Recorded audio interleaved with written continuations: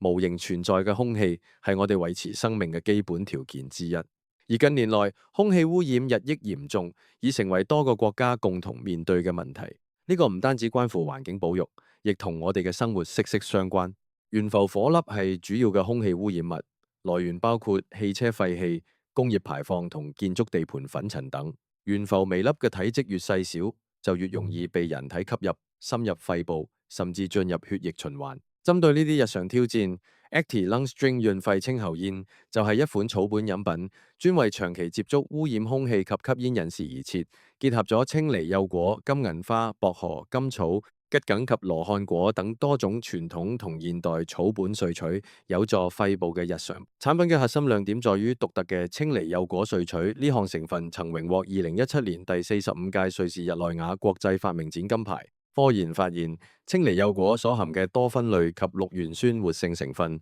分別比一般熟果高出13.7倍同14.5倍。其豐富嘅綠原酸、維他命 B1、B2、C 同胡蘿蔔素等營養，對身體保養有正面作用，亦可關注肺部同上呼吸道嘅日常健康需要。配方亦加入金銀花萃取同綠薄荷萃取粉，兩者皆被視為有助咽喉及上呼吸道日常保養嘅草本成分。金銀花可應對外在嘅刺激，而綠薄荷則含有薄荷油、薄荷霜及多種礦物質，為身體提供溫和嘅滋潤保護，進一步關注喉嚨嘅不適。甘草甜素含甘草次酸同桔梗萃取，係配方中針對咽喉保養嘅兩大草本成分。